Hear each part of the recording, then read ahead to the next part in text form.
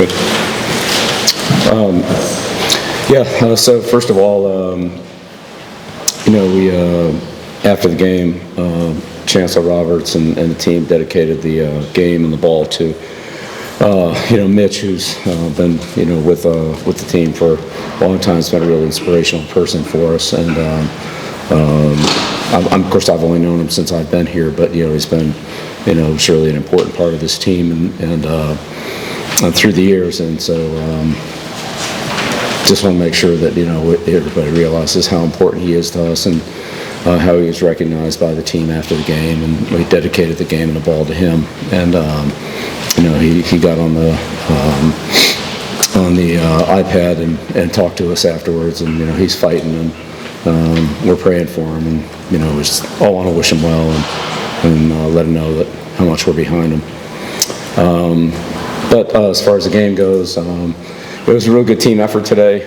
Thought we got good plays out of all three units. Our special teams stopped the fake punt, gave some good field position in the kicking game, field goals, and offensively we got a couple big plays, scored some points, and defensively the goal line stand was a big series for us, and turned the ball over, scored on defense. So it was overall a good solid effort. Certainly a lot of things we can still work on and do better. There's no question about that. We left some plays out on the field. You give Richmond a lot of credit. That's a good football team. They're very well coached. They got a lot of good players. Unfortunately for them, some of them didn't play today. They have 4 or 5 of their best players, so we're banged up. But that's a good football team. We saw how hard they fought all the way to the end, and give Coach Huseman a lot of credit for the job that he's done there. They're tough. They're a tough football team. So.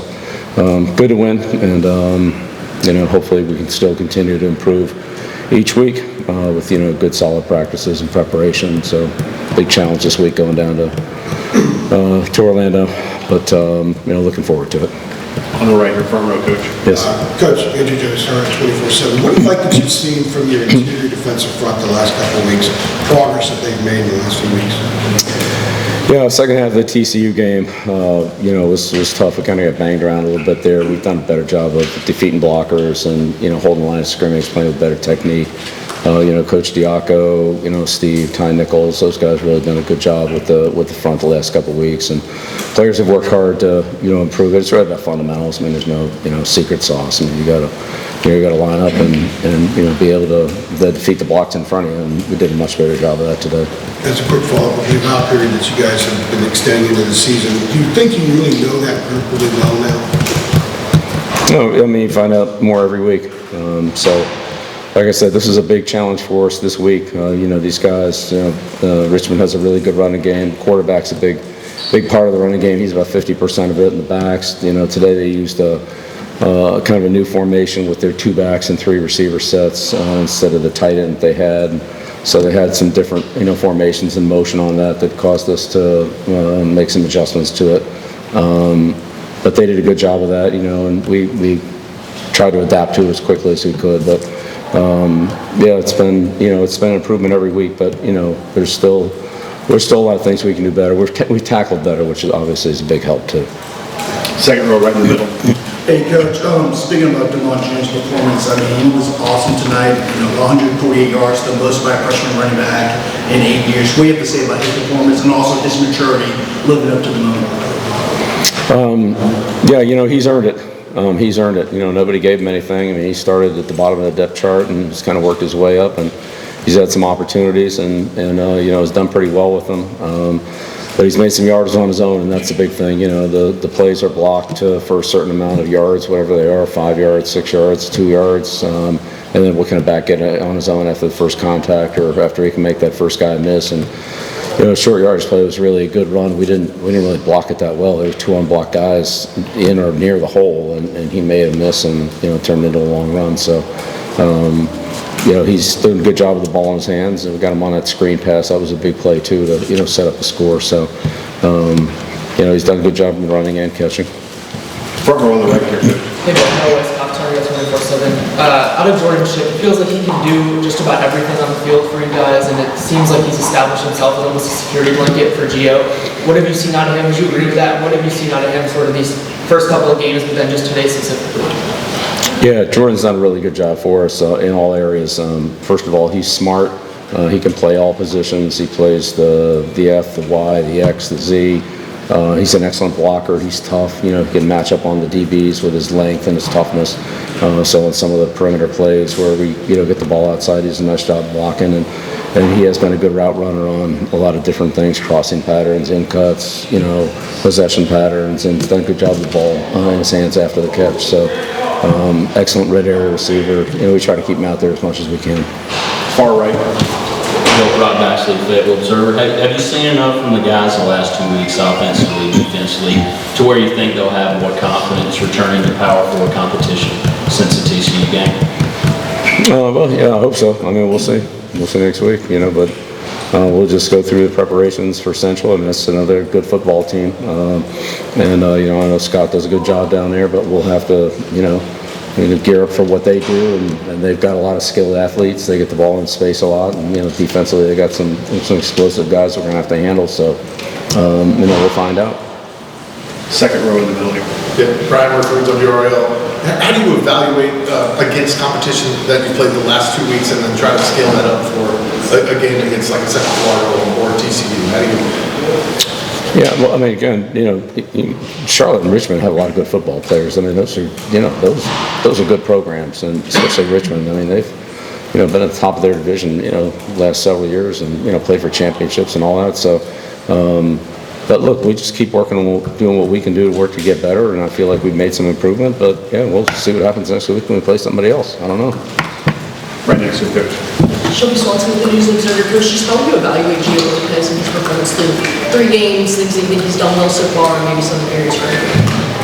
Yeah, well, again, I think we're getting more comfortable with him. He's getting more comfortable with us. There are things that, he obviously does really well, and, we want to try to feature those. There's some other things that, we need more work on, and some timing and things like that. But, he's done a good job protecting the ball. He's done a good job making decisions in critical situations for us, and so that's allowed us a chance to win. So, we had a turnover at the end of the game today, but really prior to that, another turnover-free game from the offense, and that goes a long way to winning. Second row far left. Adam Smith in South Carolina. Bill, you had the second half shutout last week at Charlotte. This week the goal line stand, Bayer with the scoop and score on the fumble return. Would you say that this defense is maybe showing an ability to focus and lock in more throughout the course of the game? Like, what have you seen from you guys defensively to allow you to have some of these second halves where you play pretty well defensively? Yeah, well, I think it starts in practice. When you make fewer mistakes in practice, the communication's better. There's more awareness and more alertness to those kind of plays. Then you play better. And so, Richmond had they tried to throw the double pass over in front of our bench. They kind of bobbled the ball, but we were on that. It was a double pass. They threw a couple shots down the field. Dawson had a tremendous catch on that ball down the sideline, but we covered the deep ball pretty well with these guys, and they're explosive. Team across the 50-yard line. They like to take a lot of deep shots, and so we held up on those.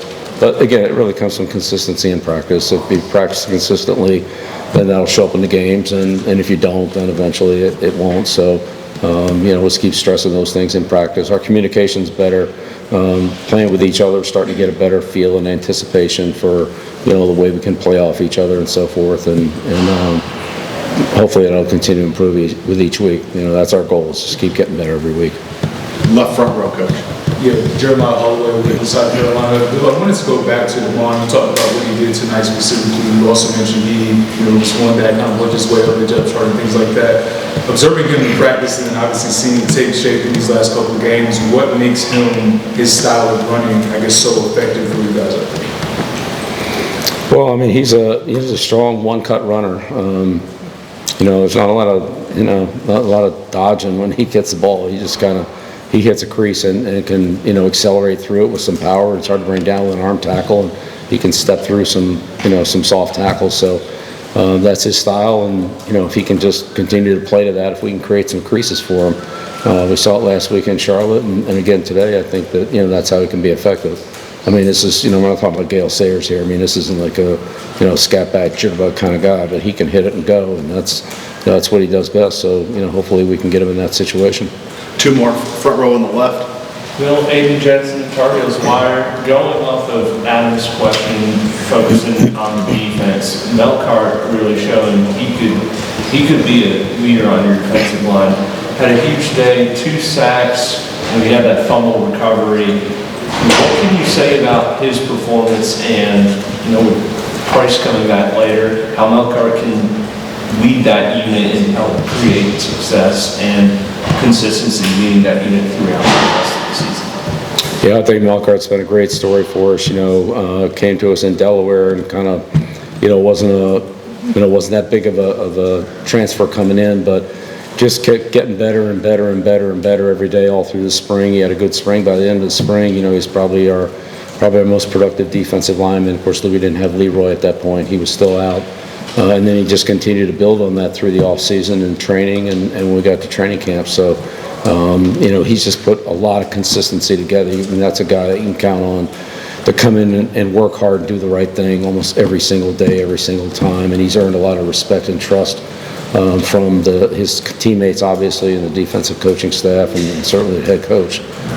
But it's really been impressive how he's just improved so much in every area: his pass rush, his run defense, his playing space, his ability to stunt and run games. It just keeps getting better and better, and it's the kind of guy that you just love to work with because he continues to improve and just can take those little fine coaching points and continue to move into make him be effective for his game. Last one, second row on the right. Hey Bill, Jeremy Tasha, Carl's on that side. Going back to DeMond June, what are some things or conversations you have had with him to give him confidence out there on the field? Look, the confidence comes from performance. We can talk confidence all we want, but until you go out there and do it and show that you can do it, it's just, it's still not there until you can actually produce it. So, everybody has confidence in him and try to encourage him and all that, but when you go out there and make those plays in training camp, in practice, and then in practice as we've gone through the season, get a few more reps, and really that's kind of how you work your way up. Is you get a few plays, you do pretty well with them, you take advantage of them, you get a few more, you get on special teams, you show you can do something there, and that just leads to other opportunities. And so I've had a lot of players like that. The Troy Browns, the Julian Edelmans, the Rex Burkheads, the guys like that they just keep doing stuff and it grows on you and you keep putting more on them and then they keep showing up and producing. So to this point, he's continued to make good progress. We can't let today go to his head. I mean, he's still got a long way to go, but he's got a great future. If he can keep doing the same things he's been doing to get to where he is, then he's got a chance to, grow and develop. If he stops where he is, I don't know where that, I don't know how far that's going to take him, but, so far he's been really persistent about that, and that's what we need. Thank you. Okay, great, thank you. Thanks,